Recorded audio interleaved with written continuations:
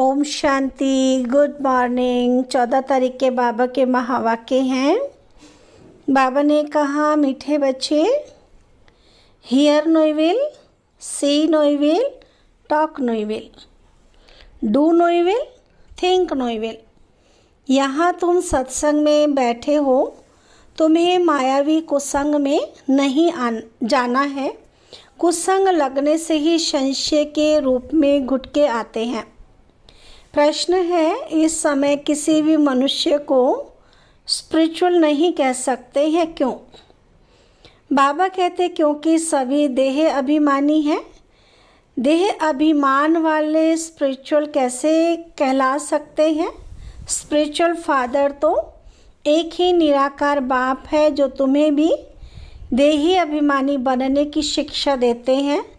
Supreme का title भी एक बाप को ही दे सकते हैं, बाप के सिवाय सुप्रीम कोई भी कहला नहीं सकते।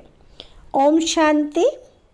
बच्चे जब यहाँ बैठते हो तो जानते हो बाबा हमारा बाबा भी है, टीचर भी है और सतगुरु भी है। तीन की दरकार रहती है, पहले बाप, फिर पढ़ाने वाला टीचर और फिर पिछाड़ी में गुरु। यहाँ याद भी ऐसे करना है। कोई नई बात है ना, क्योंकि नई बात है ना, क्योंकि बाप, टीचर, सतगुरु दुनिया में तो अलग अलग होते हैं, लेकिन यहाँ सब एक ही है। इसलिए बेहद का बाप भी है। बेहद का माना जो सबका है। यहाँ भी जो आएंगे कहेंगे ये स्मृति में लाओ। इसमें किसी को संशय हो तो हाथ उठाओ। ये वंडरफुल बात है ना। जन्म जन्मांतर कभी ऐसा कोई मिला होगा? कभी मिला जिसको तुम बाप, टीचर, सतगुरु समझो? सो भी सुप्रीम, बेहद का बाप, बेहद का टीचर, बेहद का सतगुरु, ऐसा कभी कोई मिला?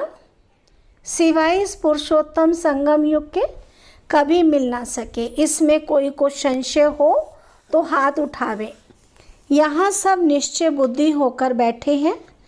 मुख्य है ही ये तीन। तो बेहद का बाप नॉलेज भी बेहद की देते हैं। बेहद की नॉलेज तो ये एक ही है। हद की नॉलेज तो तुम अनेक पढ़ते आए हो। कोई वकील बनते हैं, कोई सर्जन बनते हैं, क्योंकि यहाँ तो डॉक्टर, जज, वकील आदि सब चाहिए। वहाँ तो दरकार नहीं, वहाँ दुख की कोई बात ही नहीं। तो अब बाप बैठ बेहद की शिक्षा बच्चों को देते हैं। बेहद का बाप ही बेहद की शिक्षा देते हैं और फिर आधा कल कोई शिक्षा तुमको पढ़ने की नहीं है।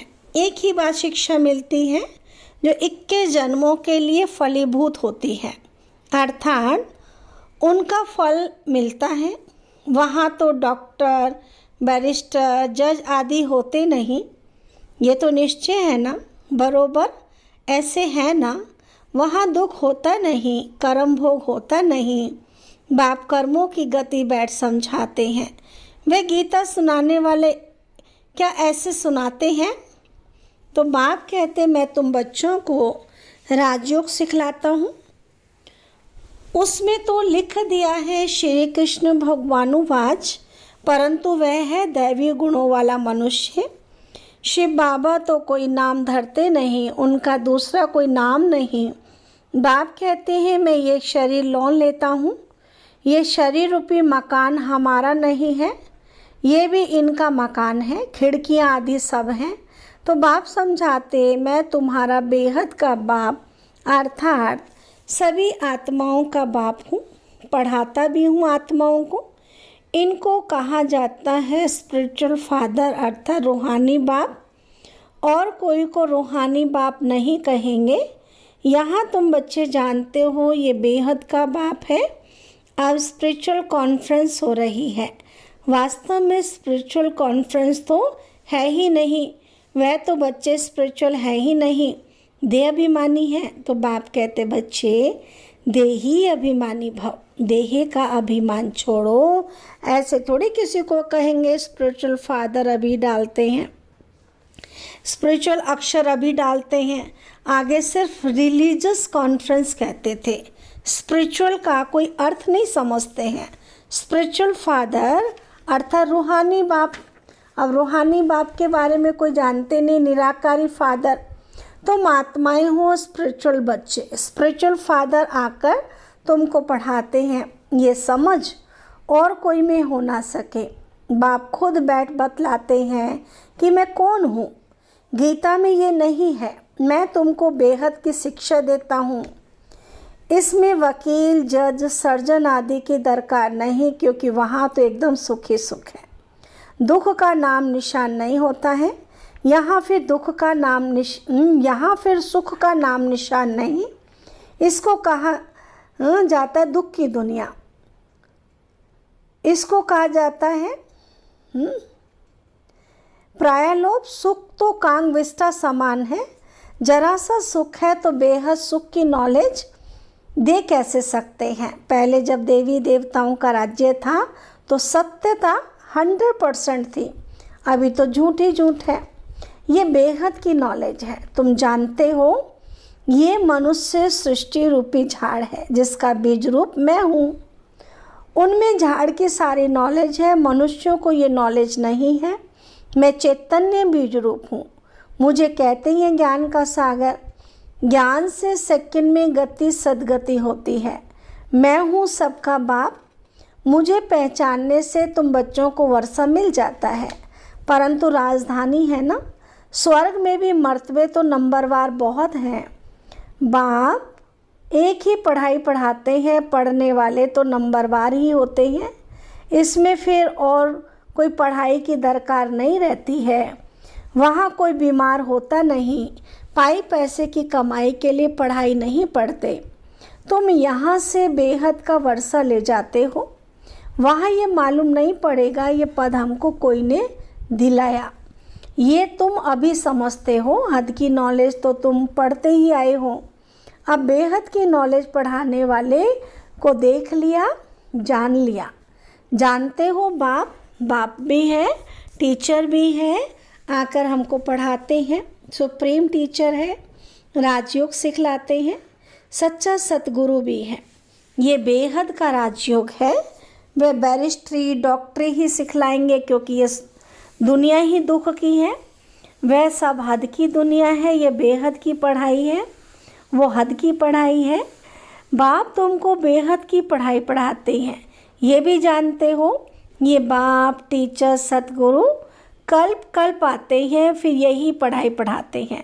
सत्युग त्रेता के लिए फिर प्रायलोप हो जाता है।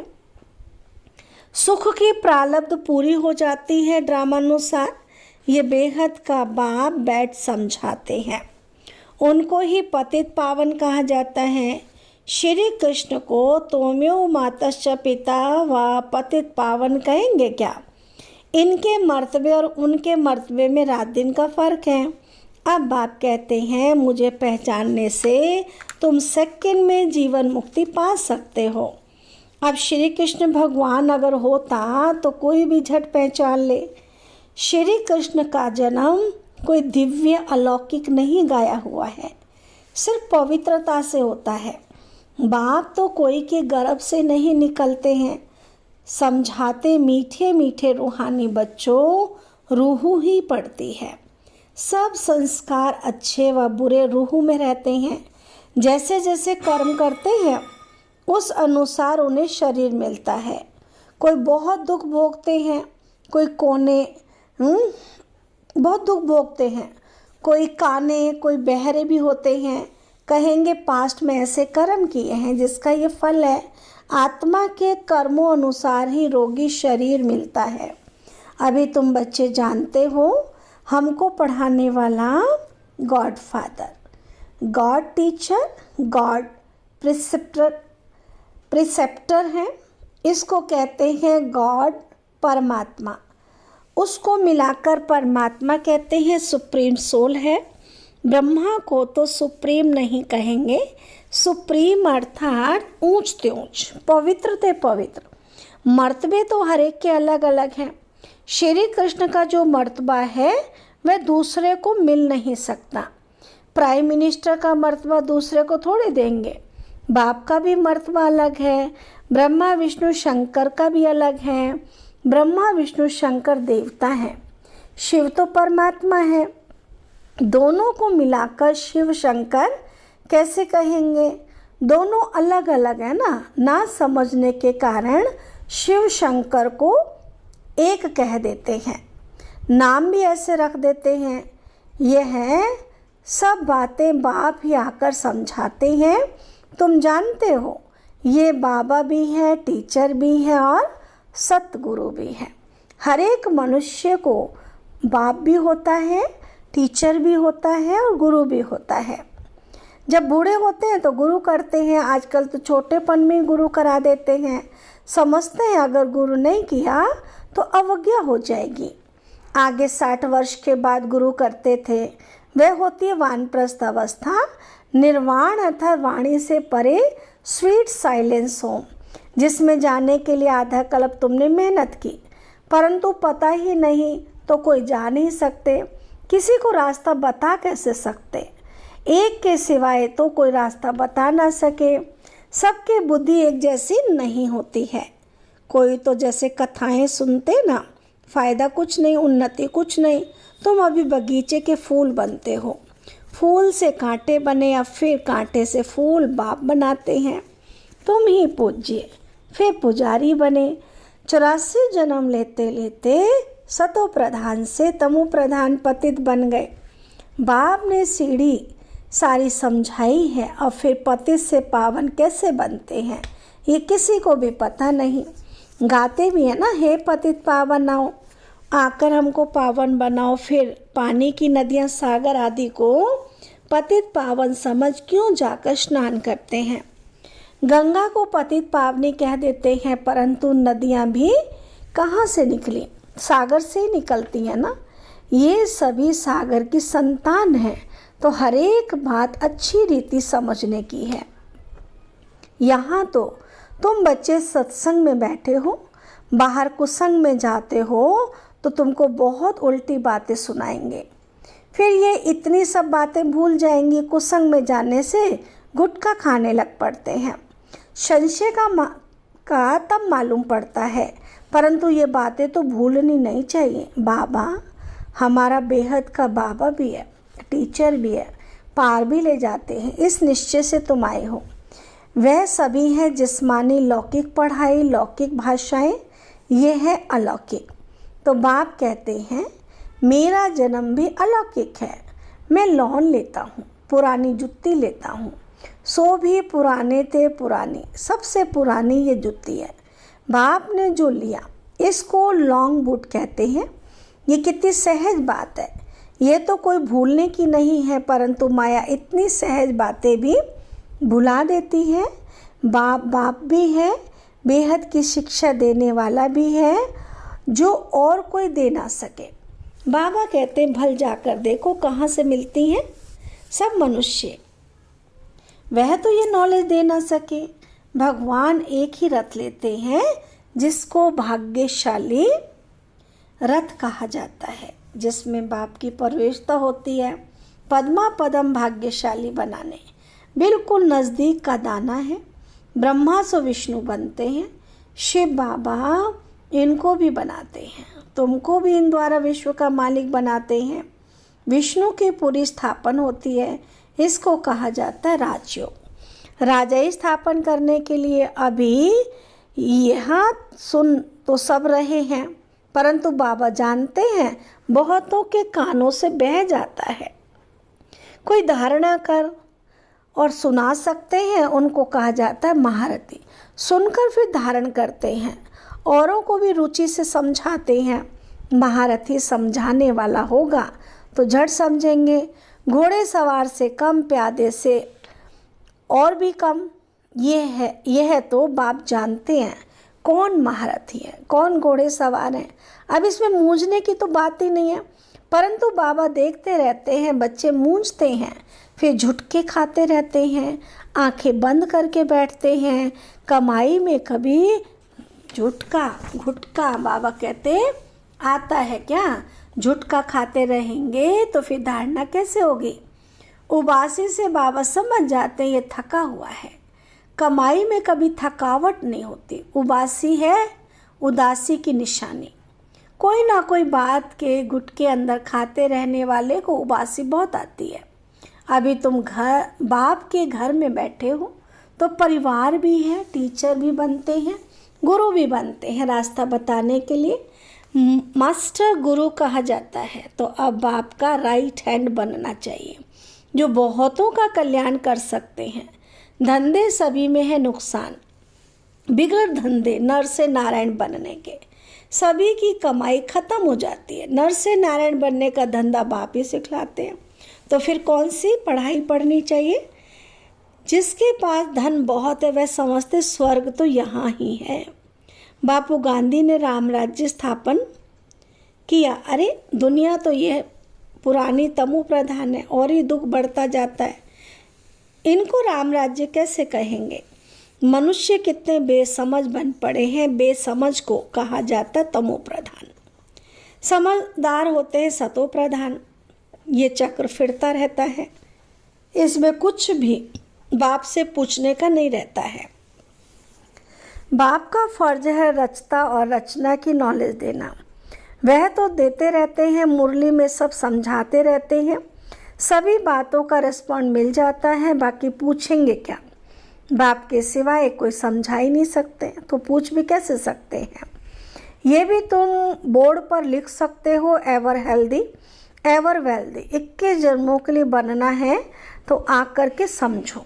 अच्छा, मीठे मीठे सिकील दे बच्चों प्रति माता पिता बाप दादा का याद प्यार और गुड मॉर्निंग। रूहानी बाप के रूहानी बच्चों को नमस्ते।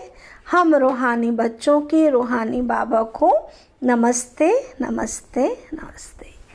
धारणा के लिए मुख्य सार है बाप जो सुनाते हैं उसे सुनकर अच्छी तरह धारण करना है। दूसरों को रुचि से सुनाना है।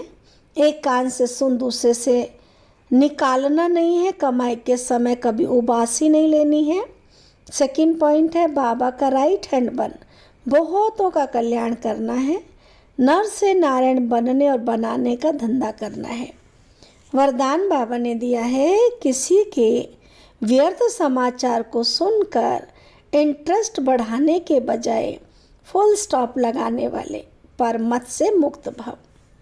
डिटेल है, कई बच्चे चलते चलते श्रीमत के साथ साथ आत्माओं की परमत मिक्स कर देते हैं। जब कोई ब्राह्मण संसार का समाचार सुनाता है तो उसे बहुत इंटरेस्ट से सुनते हैं, कर कुछ नहीं सकते और सुन लेते हैं, तो वह समाचार बुद्धि में चला जाता है, फिर टाइम वेस्ट होता है। इसलिए बाप की आज्ञा है सुनते हुए भी नहीं सुनो। अगर कोई सुना भी दे तो आप फुल स्टॉप लगाओ। जिस व्यक्ति का सुना उसके प्रति दृष्टि व संकल्प में घृणा भाव नहीं हो तब कहेंगे परमत से मुक्त। स्लोगन है, जिनकी दिल विशाल है उनके स्वप्न में भी हद के संस्कार इमर्ज नहीं हो सकते हैं। अच्छा, ओम शांति।